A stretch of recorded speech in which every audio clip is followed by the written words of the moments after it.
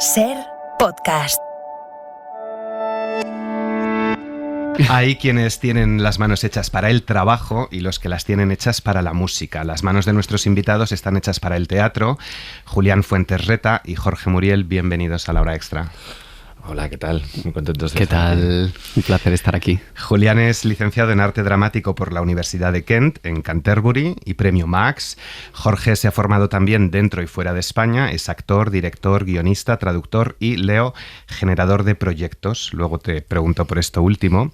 Los dos vienen a presentarnos Canción del primer deseo, un texto del escritor australiano Andrew Bowell que ha traducido y versionado Jorge, que dirige Julián y cuyo título está extraído de un poema de Federico García Lorca.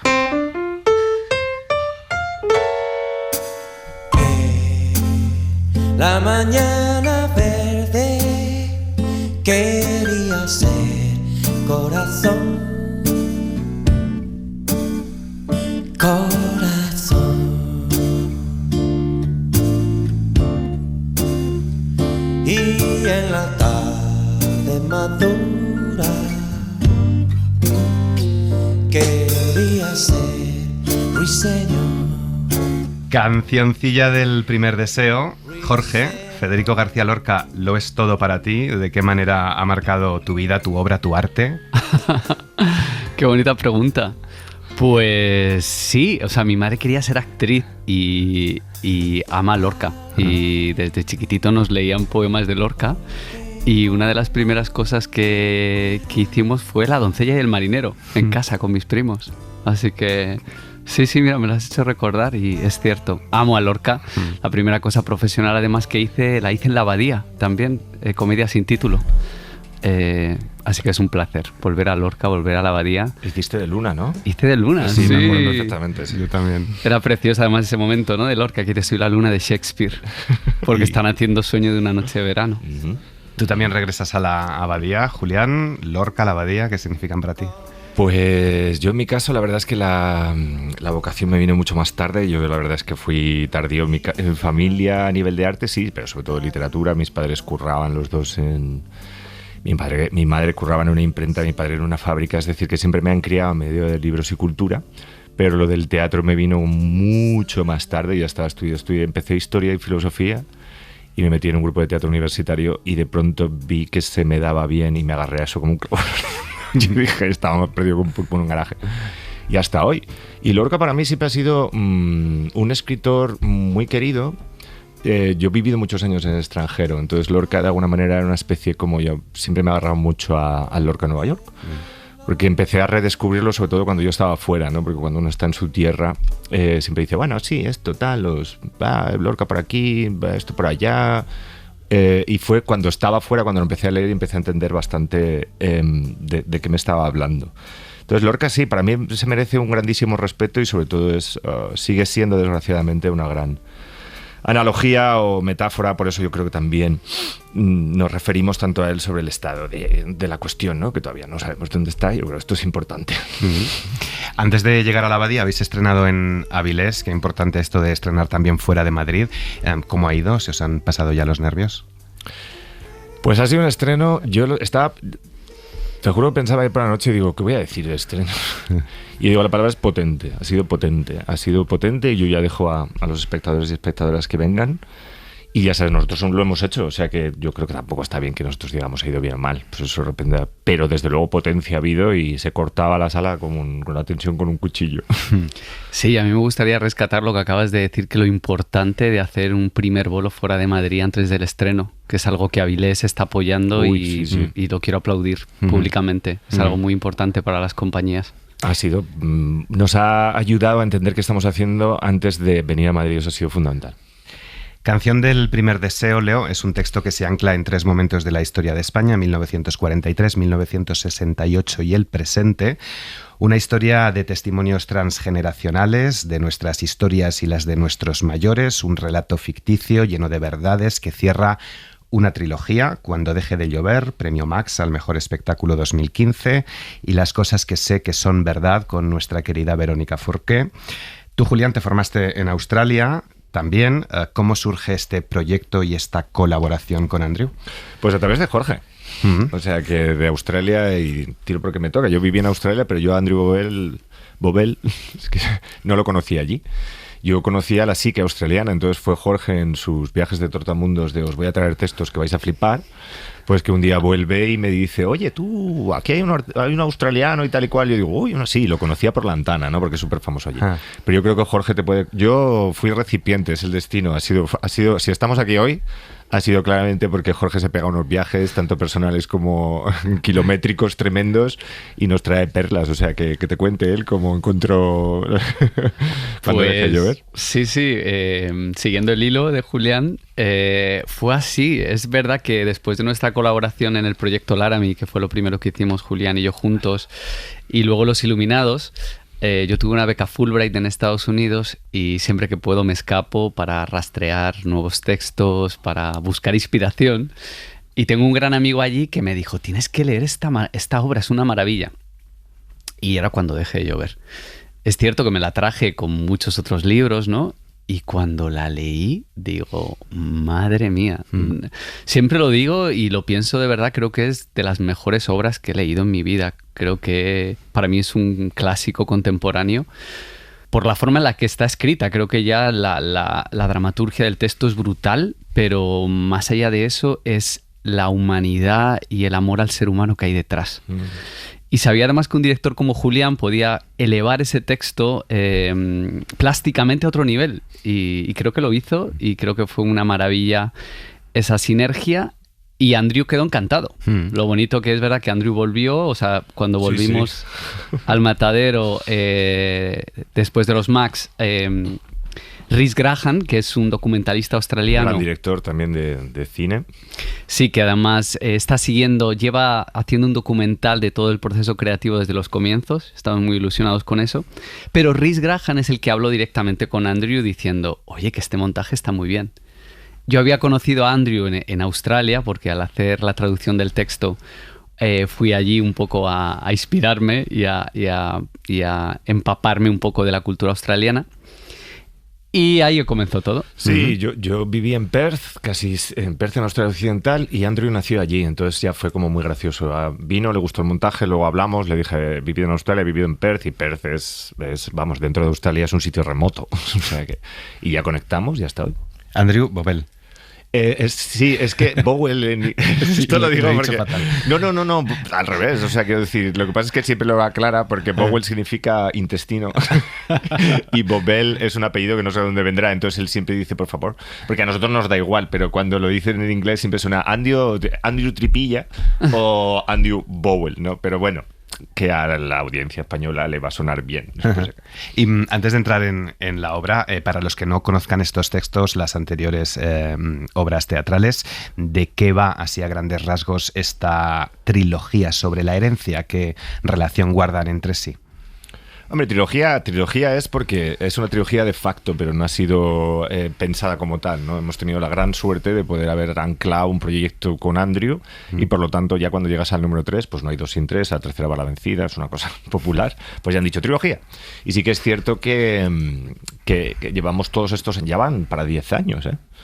Hay una reflexión, como este texto ha sido hecho ad hoc a propósito para este proyecto, sí que ha habido una cosa como de coger Cuando dejé llover y las cosas y hablar un poco del tema de la herencia, de darnos cuenta más bien de qué estábamos hablando, ¿no? Empezamos por un asunto identitario, además esto es un proyecto que inconscientemente yo creo que Jorge y yo teníamos en común, no lo sabíamos, que era la cuestión de la cuestión identitaria. Esto nos llevó por el proyecto Laramie, nos llevó por Los Iluminados, y de alguna manera la cuestión identitaria culminó con Cuando dejé llover, cuando empezamos a decir, la familia hay mucha movida. Y después ya cogimos ese hilo y de la familia hicimos Cuando dejé llover, luego una obra muy sobre la familia, que fue Las cosas que sé que son verdad, y yo creo que ahora, precisamente en este final, como que nos hemos vuelto a despegar de la cuestión familiar y hemos vuelto a entender qué es la siguiente capa que hay detrás de la función identitaria, ¿no? Entonces sí, es una trilogía, es un camino, es un quitar capas, ¿no? Como pues, la vida misma, ¿no? Y con esto yo creo que yo tengo la sensación de que cierro una etapa, lo típico, ¿no? Si trabajas 10 años en una cosa, malo sea que no te enteres de algo. O sea, y yo a mi respecto, yo creo que ya he establecido un par de conclusiones que espero usar en el resto de mi vida artística y personal. y que tiene la familia, porque hemos visto mucho a través de la literatura, del teatro, estos últimos meses y años, una búsqueda de la identidad y también abordar cómo son las relaciones familiares, ¿no? Familias llenas normalmente de secretos, de mentiras, de culpas y unas cargas emocionales que nos marcan, ¿no?, para toda la vida. La familia, esas herencias a veces irrenunciables. Sí, yo creo además que es que son el microcosmos de donde todo nace. Y ir a la familia es ir a la raíz para entender también un poco luego cómo te mueves en el macrocosmos de la sociedad, de tu profesión, de tus relaciones. Yo creo que literal y metafóricamente ir a la familia es volver a casa. Y es lo que más cuesta a veces, mirarte ahí. La verdad es que lo tengo ya como más o menos claro. La familia es inevitable, entonces es un elemento universal, el que todo el mundo como mínimo es hijo. La familia te deja claro que somos colectivos, no somos individuos. Yo creo que eso ha sido uno de los grandes problemas del capitalismo y del siglo XX, que nos han hecho pensar que éramos como copos de nieve únicos. Y la familia te deja claro que no, que tú perteneces a un sistema, quieras o no, aunque lo rechaces. Y esa ha sido la investigación. La familia realmente no es una investigación de la familia per se, sino en aquello que evidencia que formas parte de un colectivo y te lo tienes que comer. Entonces más te vale espabilar y entender qué parte juegas tú en ese colectivo, ¿no? Y sobre todo ir quitando la falacia de que somos individuos y que todo depende de nuestro esfuerzo y de nuestra... No, la vida no es así. Hay un colectivo, el LGTBIQ+, para quien la familia es la que te ha tocado, impuesta, entre comillas, y otra, la familia que tú eliges. Sí. Vosotros que abordáis mucho esa búsqueda efectivamente de la identidad, hemos visto personajes homosexuales, lesbianas, transexuales. ¿Qué avances y qué derechos veis hoy, qué retrocesos en cuanto a la búsqueda de la identidad, de estos nuevos géneros y la reacción que provoca? Pues yo creo que hay que seguir en ello. Afortunadamente se ha avanzado muchísimo, pero como bien dices, vemos en países y en grupos que estos derechos se siguen mermando o poniendo en duda. Entonces, para mí creo que siempre ha sido crucial la visibilidad, el poder dar voz, el poder manifestar, el poder ser sin miedo a la represión. Así que creo que en nuestro caso el teatro y el arte lo que hace es ser un altavoz de todas las verdades y realidades sociales. En ese sentido es lo de somos colectivos y siempre lo hemos sido. Entonces a mí me parece, en ese sentido sí que es preocupante ver que hay siempre sectores de los colectivos que piensan que el colectivo son ellos, ¿no? En ese sentido. Nosotros somos todos, y sobre todo a mí me fastidia mucho lo de las minorías y todo esto. Siempre digo, esa minoría que tú dices minoría son muchos campos de fútbol, para que tú te des cuenta a nivel humano de lo que estamos hablando, ¿no? En el momento en el que ponemos una etiqueta. Entonces sí, yo creo que por supuesto se ha avanzado mucho desde un punto de vista de derechos humanos. A mí me parece además defender los derechos humanos no es defender a otras personas, es defenderte a ti mismo, es defender tus derechos, igual que si seas trans, cis, hetero, gay. Es muy importante, ¿no? Bueno, no me quiero poner, pero vamos, ya lo dijo Bertolt Brecht, tú, a ti que no te importe, ya verás, al final van a venir a por ti. Entonces, en ese sentido, nosotros siempre hemos sido una familia muy inclusiva, no nos hemos parado. Gracias también a la educación que nos han dado también nuestras propias familias, ¿no? Hemos podido hacer eso. Y luego con el tiempo, pues sí, nos hemos dado cuenta de que éramos diversas. Y eso pues lo hemos querido contar, ¿no? Sin más. Canción del primer deseo, vuelvo al texto, es un retrato de nuestra guerra, nuestra colonización, nuestro rapto, nuestra esperanza, nuestra raíz y nuestro futuro. Temas, el de la guerra civil en particular, Julián, me ha parecido escucharte que no querías en un principio abordar. ¿Por qué? A ver, yo firmé por una obra sobre la Inquisición y unas movidas que hicimos en los talleres. Yo, fíjate, el otro día reflexionaba sobre el tema de que yo soy como muy consciente, porque en mi familia hay todavía mucho dolor por todo este tema, porque además a mí también me ha tocado, que tampoco quiero explayarme, pero me ha tocado, el otro día lo reflexionábamos, me tocó, mi madre es de Pamplona, y a mí en los años 90 me tocó vivir mi adolescencia plena en pleno conflicto, bueno, no voy a decir civil, pero vamos, aquello era un follón importante, y eso yo lo tengo en la piel, ¿no? Es como las experiencias. Entonces yo tengo como mucho rechazo porque me daba susto, ¿no? En el sentido de que yo veía que hay una bola de dolor inmensa, ¿no? Y por eso precisamente me dijo Andrew que él creía que yo era una buena persona para tratarlo con respeto, ¿no? Y yo dije, a mí esto porque lo tengo todavía muy en la piel, o sea, lo que es salir a la calle y ver pelotazos, cubos de basura incendiados, la policía cargando, la gente muy enfadada, muy triste, muy silenciada, ¿no? Esto, evidentemente, en la represión de la posguerra es lo que se vivió día a día, y yo viví como un último coletazo y además, gracias a Dios, que hoy hay una conciencia y hay un camino hacia la paz y hacia la paz social en este ámbito inmenso, ¿no? Entonces, por eso sí, yo creo que ahora he entendido que me daba respeto porque me provocaba esa reacción que provoca, ¿no? En el fondo, como decía Gandhi, creemos que tenemos dos problemas, que son el odio y el miedo, pero realmente solo tenemos uno, el miedo. Entonces me daba miedo. Y ahora que lo hemos hecho, espero que el público haga el mismo viaje que yo. No hace falta tener miedo, está todo bien. Lo único que hay que hacer es precisamente hablar de ello. En una de las casas y en esta obra habitan las dos Españas. ¿Habéis tenido miedo a la hora de encontrar ahí un equilibrio entre esas dos Españas? Pues Jorge representa una. Así que... Pues yo creo que sí, y me encanta que Julián lo haya dicho. Es un privilegio contar esta historia con un extranjero que nos mira desde fuera, pero el hecho de meter el dedo dentro de la llaga de lo que somos da mucho vértigo y da mucho miedo. Porque, claro, es muy fácil o más fácil ponerte a hablar de una familia australiana que va a Inglaterra porque te separa. Pero aquí el hecho de que la investigación haya sido además colectiva, con historias personales que, por supuesto, luego son ahora autoficción, articuladas por Andrew de otra forma. Pero lo que ha habido es mucha exposición directa. Y yo creo que cuando ocurre eso, a uno le tiembla todo. Incluso el inconsciente. Como también decía Julián, te empiezan a salir cosas muy transgeneracionales de nosotros como sociedad. Y creo que es un lujo tener a gente de fuera en el equipo que te sostienen esas dudas. Sí da miedo, porque da miedo incluso responder a eso en la actualidad, en una cena familiar, entre tus amigos. Sigue habiendo mucha herida. Por eso también es fundamental esta obra. Dice Andrew que Julián es una buena persona para tratar con respeto este tema, y quería precisamente preguntaros por esto que comentaba Jorge, porque en la presentación de la temporada de La Abadía, Juan Mayorga decía que tenía mucho interés en ver cómo trata este tema, el de la guerra civil, el de la dictadura, un extranjero, un australiano. ¿Cómo lo trata Andrew? ¿Habéis tenido que negociar mucho con él? Hemos negociado, sí, pero a mí lo más importante de la perspectiva de Andrew es el tema, sobre todo, de la permanencia del colectivo, lo de antes. Para mí es el tema general ahora, ¿no? El que tengo como...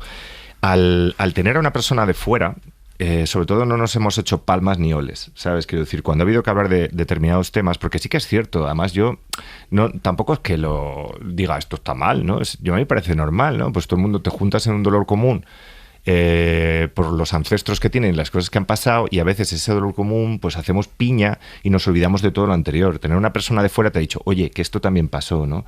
Y entre nosotros también. Lo que nos ha salvado es el colectivo. Cuando alguien tenía miedo de decir determinadas cosas que están escritas en la obra, los demás le hemos dicho, no pasa nada, tranquilo. Desde fuera se entiende que es esta cosa del ver y ser vistos, ¿no?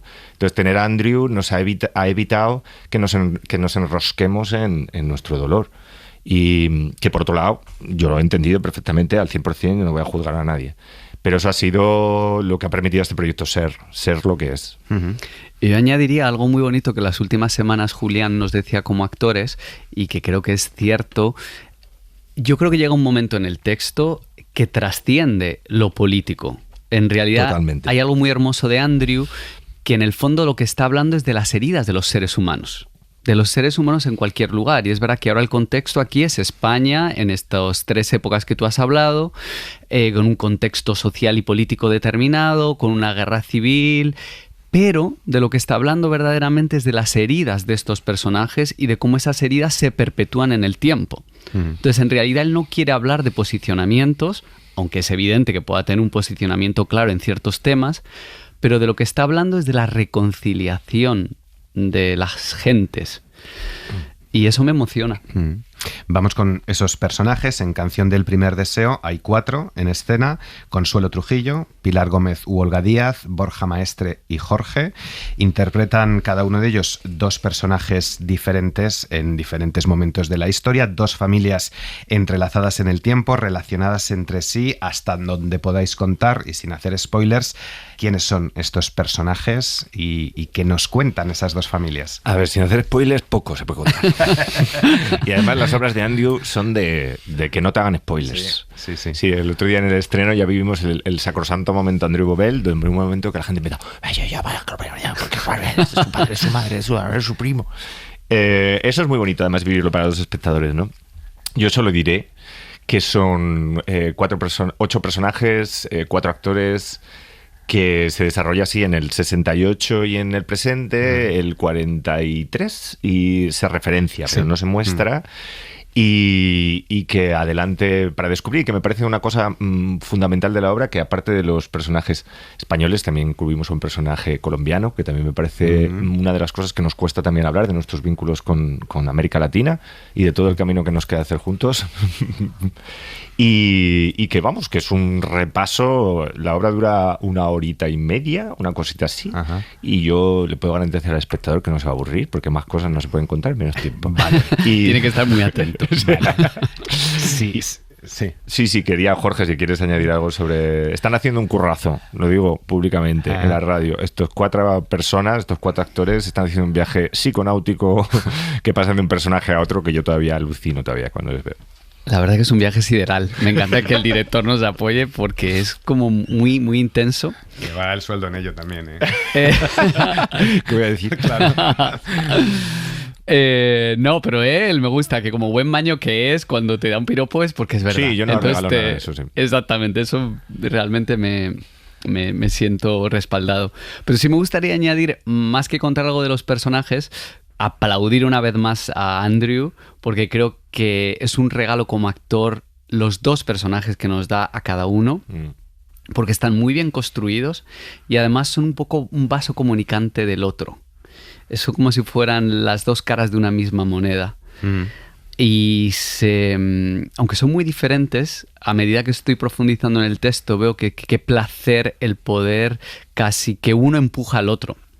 Y te ayuda también como actor a sanar partes entre los 2. Entonces hay algo como de estructura también, de composición de personaje, muy chula y muy interesante.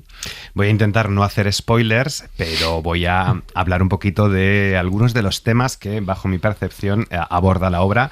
Y uno de ellos creo que también es la salud mental o el cuidado de nuestros mayores, el egoísmo a veces de los hijos, la vejez, la soledad. Envejecer no es fácil, dice Alejandro, que es ese personaje colombiano. Todo en esta casa necesita de amor y cuidado. Qué importante los cuidados también, ¿no?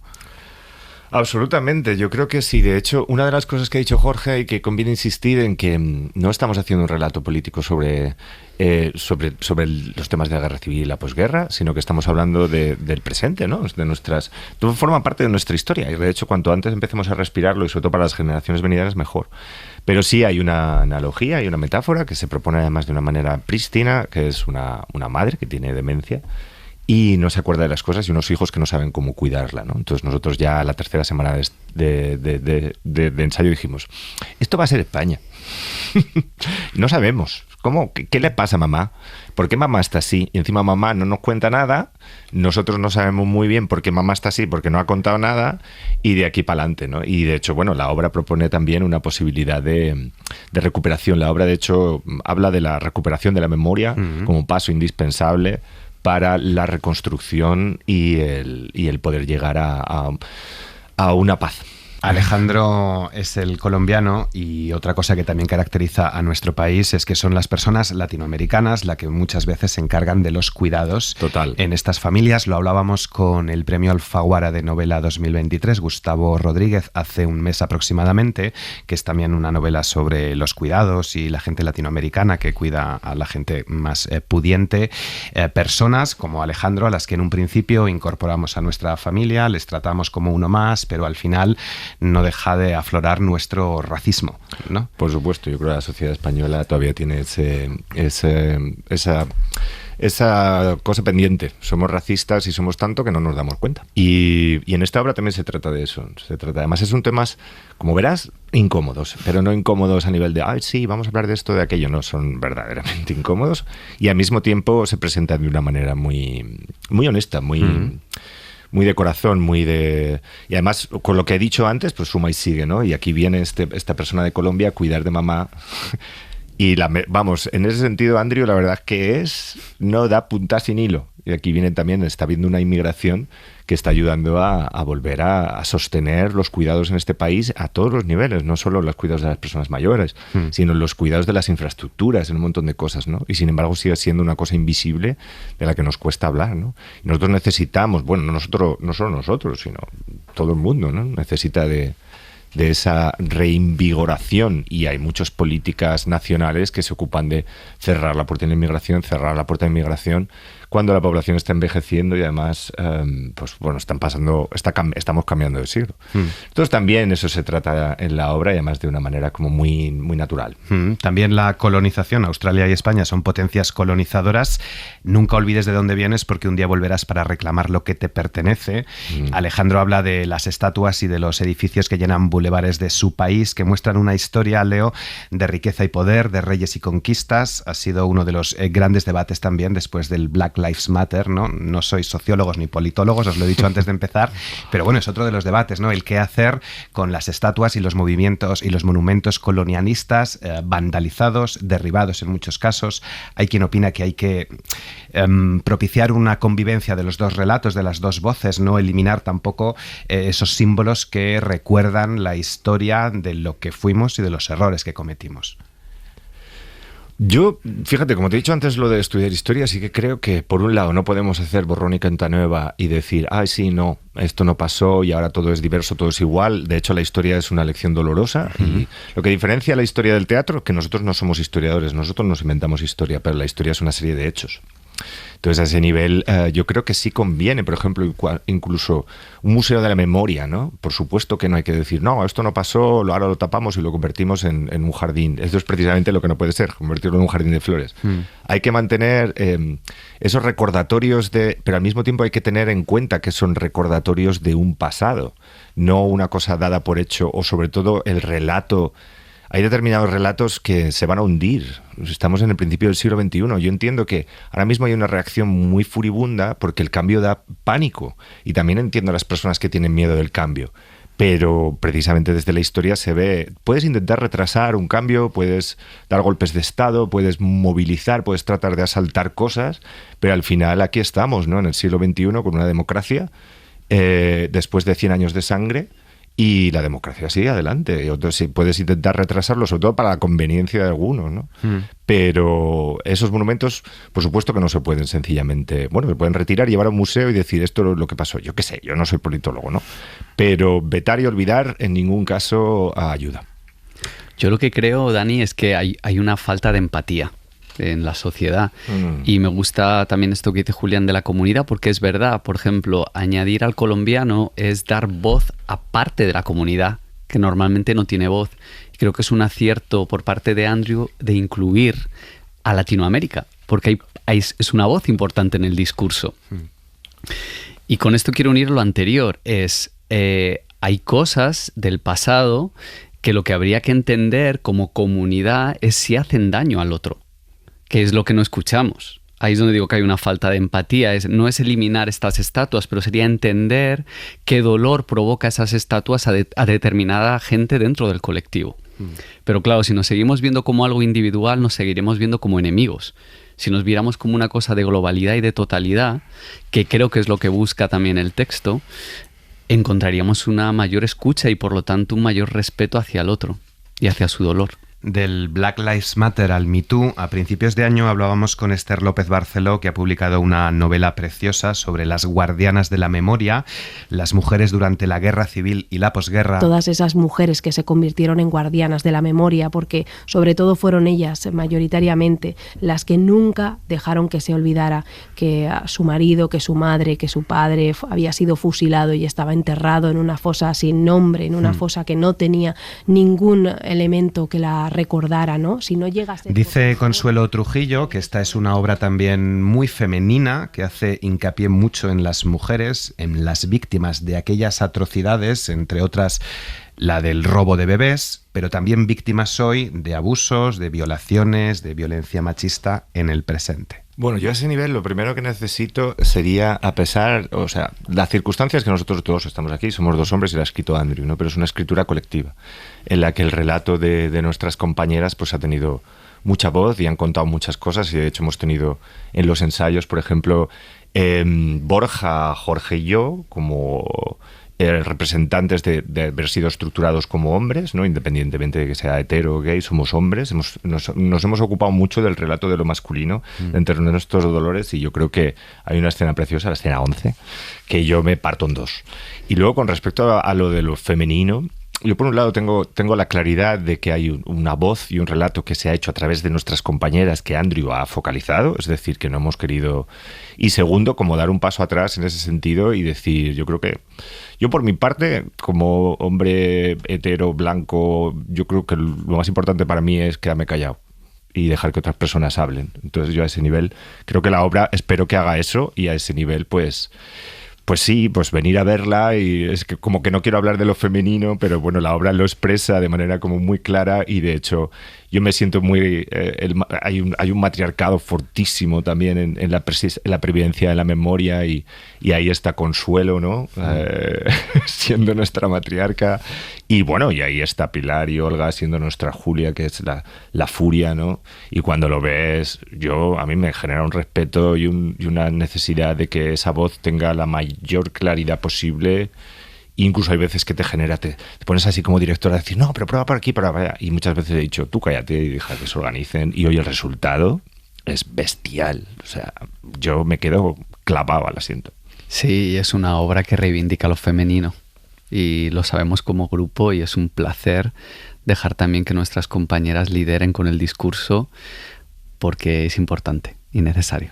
Además es muy entretenido, porque al margen del discurso y tal, y de la parte como política, sí que es cierto que como contadores de historias hay una parte de nuestro discurso que se ha silenciado durante siglos. Entonces yo hay veces que me siento delante y me siento como espectador interesado, porque digo, esta historia no me la habían contado, porque la historia del hombre que tal y del hombre que cual, yo he crecido con ellas, pero de pronto me interesa, porque digo, al margen de la versión política y social y de empática, ¿no? Como relato, porque digo, ¿qué va a pasar? Es interesantísimo. Lo femenino y la sensibilidad masculina, o los hombres sensibles, que también aborda la obra. También dejaba Esther esta pregunta en el aire. Pero ¿qué tipo de sociedad somos, ¿no? Si concebimos lógico poder negarle el derecho a un hijo a recuperar los huesos de su padre que había sido asesinado, ¿no? Que había sido ajusticiado. Acaban de exhumar a Primo de Rivera del Valle de Cuelgamuros. Ahora en España quieren exhumarlo todo, exclama Julia. Al menos tú tuviste un cuerpo que enterrar, le dice Margarita a Carmen. ¿Qué falta por hacer? ¿Cómo puede ayudar el teatro a recordar, a redefinir nuestra memoria como país y sobre todo a cambiar nuestro futuro? ¿Es posible? ¿Estamos condenados? ¿España siempre será España, como se afirma? Yo creo que eso va directamente a lo que hablábamos antes sobre el tema político, ¿no? Esto es una obra sobre derechos humanos. Y por supuesto que puede haber un sesgo y una lectura política desde la ciudadanía, pero nosotros, si hay algo que la obra, además como buen relato, y además a Antígona me retrotraigo, o sea, no es una cosita que tampoco sea muy innovadora como tiene que ser. Tenemos que saber dónde están nuestras familias, y además esto no tiene que ver con un sesgo de política ni de izquierdas ni de derechas, o sea, sencillamente es una cuestión humana desde tiempos inmemoriales. Entonces decías, no somos politólogos ni sociólogos, igual un poquito de antropología, de decir, tú te quedas tranquilo una vez que dices, el abuelo está ahí debajo de ese manzano, o el abuelo está aquí, y se hacen, y vamos a verles, y hablamos con ellos. Entonces yo me pregunto qué de complicado hay desde un punto de vista de sentido común, en que, por supuesto que entiendo lo complicado que es, ¿vale? Pero sencillamente lanzo esta pregunta porque es la pregunta también que lanzamos como colectivo. Hasta que esto no se haga, no hay la posibilidad del diálogo o de empezar a hacer una conciliación de relato y un relato unitario. Tenemos que llorar a nuestros muertos, independientemente del bando, etcétera. Tenemos que llorar a nuestros muertos y ser capaces y saber dónde. Y esto no tiene nada que ver con la política. Para mí en la obra es una cosa que es muy importante. Esto pasa aquí y en América Latina.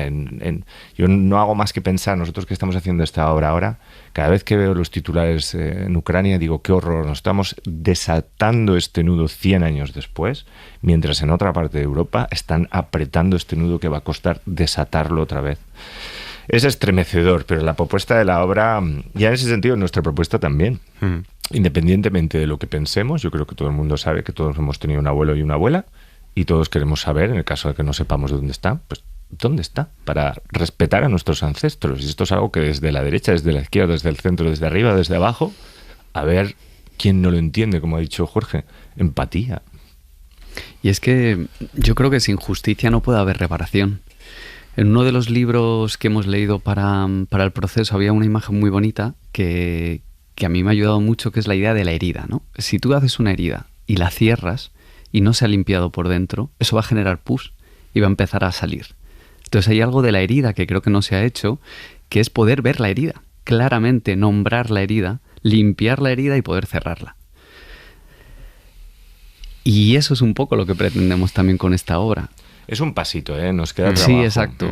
Pero nosotros, por ejemplo, somos de una generación del 78, del 79, de principios de los 80, y hay veces que también, pues ya está bien, ¿no? Hay veces que veo a gente que ha nacido ya en el año 2000 y yo digo, toma ya. Entonces, estas personas han nacido ya en una España democrática, llena de derechos y también con sus conflictos, pero también nosotros, pues eso, somos ya los cuarentones de turno y ya nos toca. Yo nací en el 78, el año de la democracia, ¿no? Para una persona que haya nacido en el año 2000 igual le parece raro, pero la democracia tiene mi edad. Empezar a decir tranquilidad, por favor, mucha tranquilidad. Yo creo que hay un debate y un enconamiento que no corresponde a la sociedad civil, a mí no me corresponde, pero lo que pasa es que hay determinadas sectores que es, bueno, como en una cena de Navidad, ¿no? Siempre hay alguien que le gusta liarla.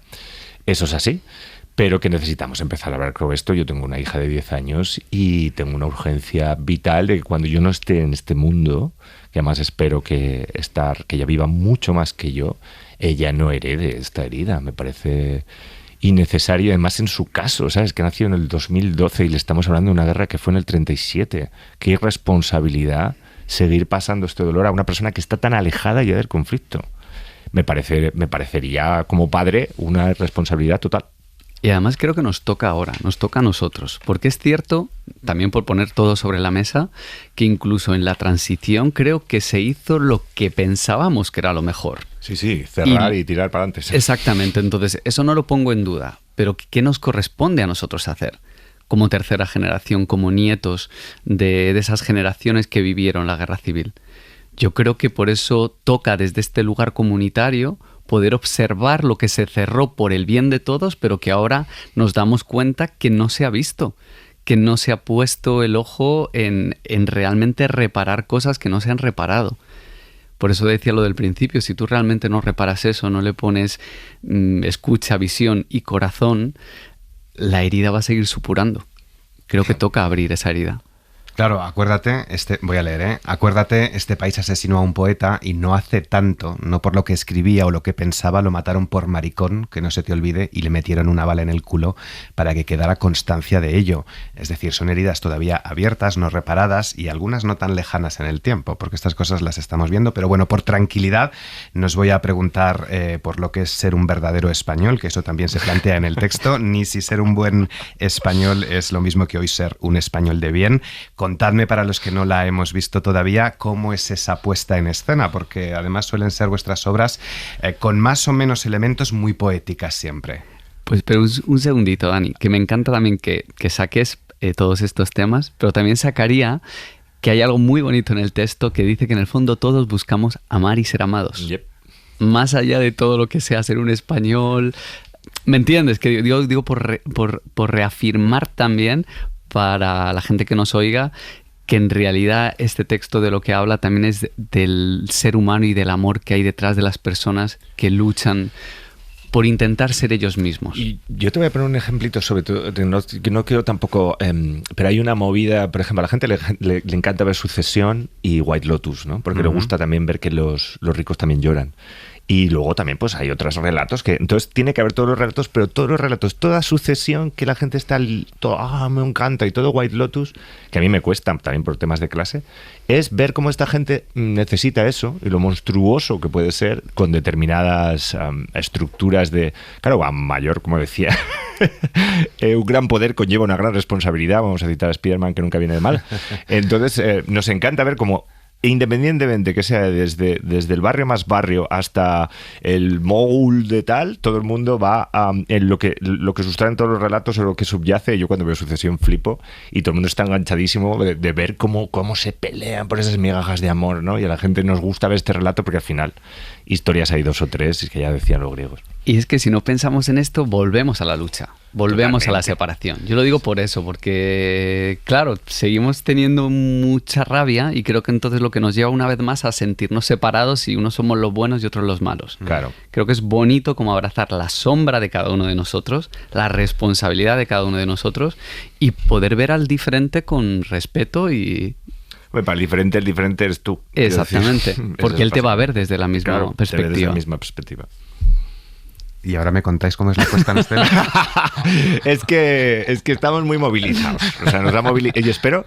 Porque La me puesta en habéis hecho escena. un spoiler a mí, os lo tengo que decir, porque ¿sí? terminaba con el amor. Bueno, nos hemos adelantado.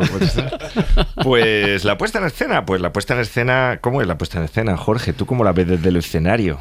Pues la puesta en escena es muy sobria.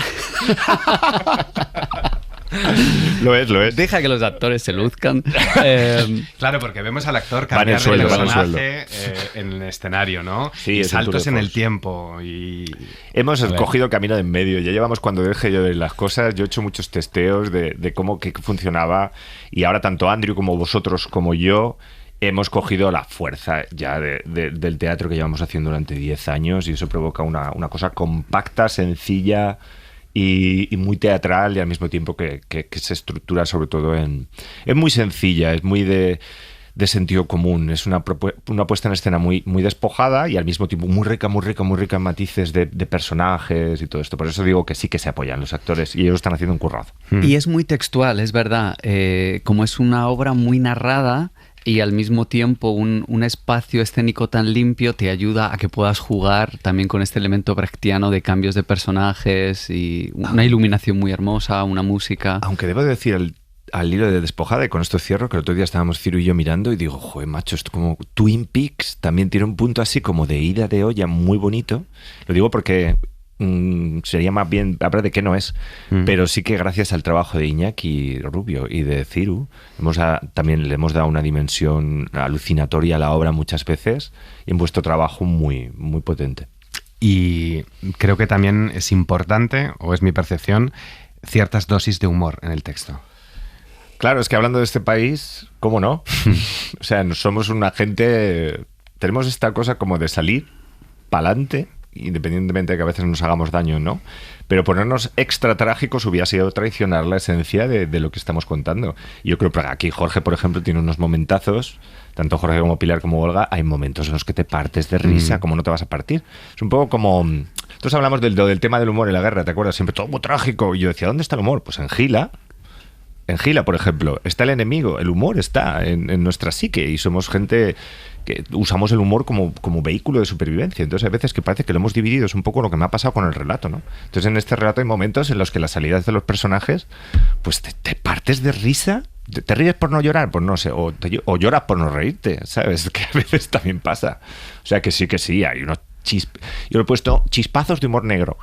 Sí, además es interesante que los ensayos salían. En el proceso de creación salían, nos divertíamos mucho, pero cuando Andrew nos mandaba los textos nos poníamos serios. Era un poco como Julián también decía, pero si esto era comedia, ¿por qué no lo saquéis aquí? Y es verdad que te da pudor, pero como tú bien has visto, creo que es un complemento perfecto para lo que se está contando. Tanto como actores como público creo que necesitan respirar para seguir profundizando a medida que la obra avanza. Voy a terminar hablando un poquito de futuro. En primer lugar, de Verónica Forqué a Nicole Kidman. Va a haber una adaptación de Amazon, ¿no? De cosas que sé que son verdad. Sí, y va a ser una maravilla. Sí, pero para mí Verónica siempre va a ser Fran.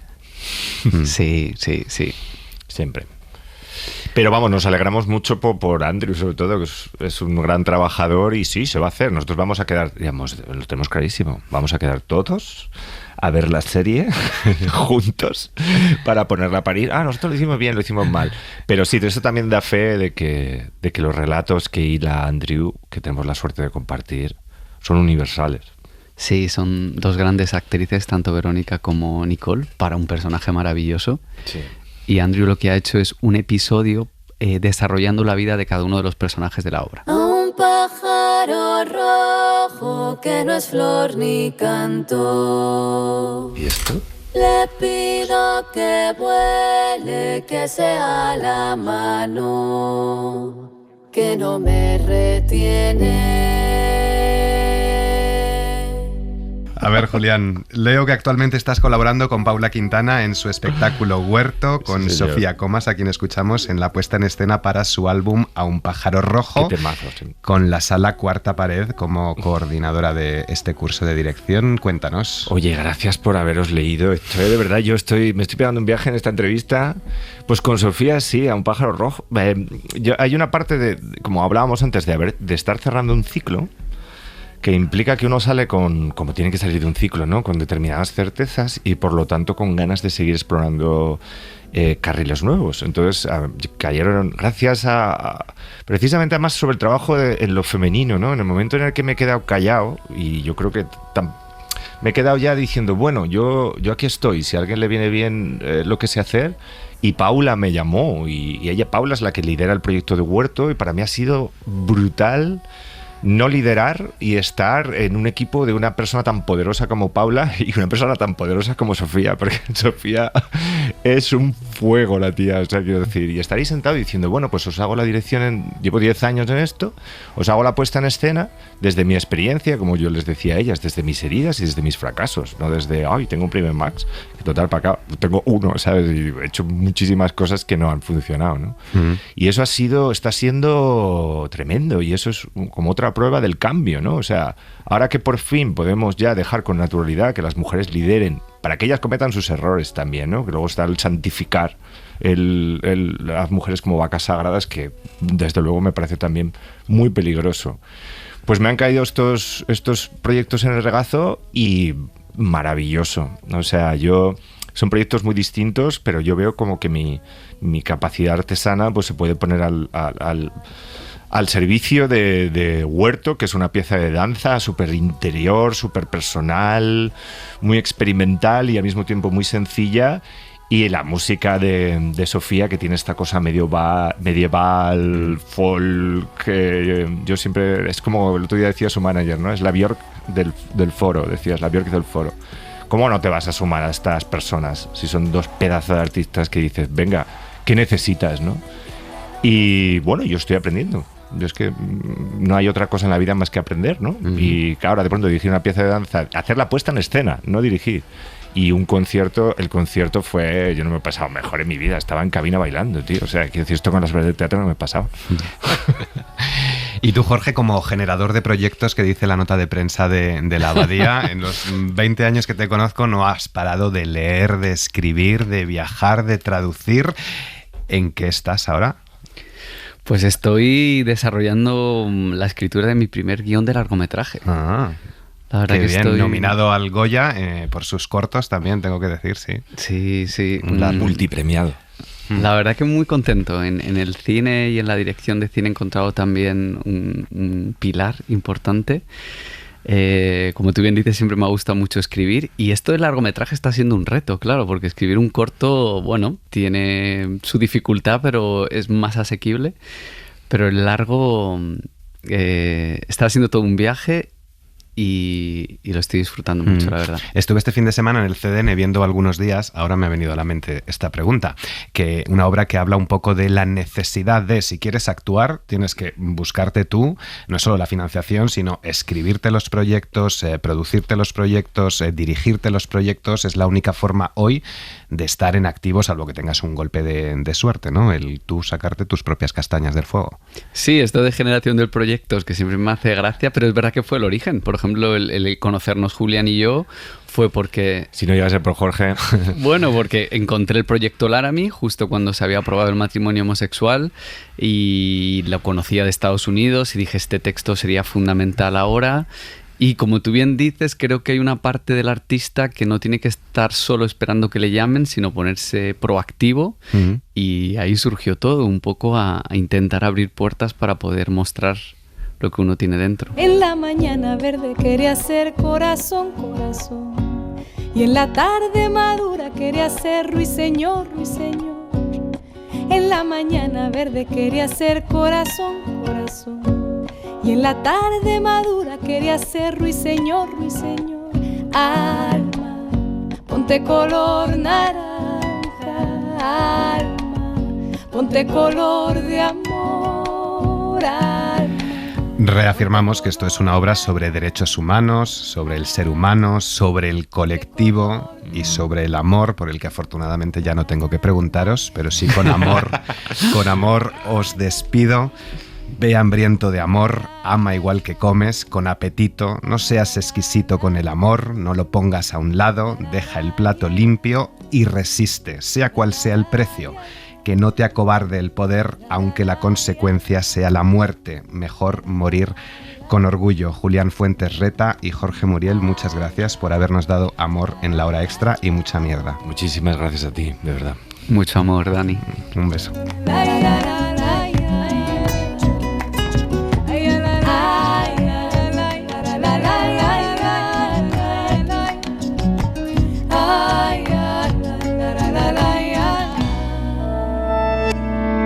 Cadena SER. La radio.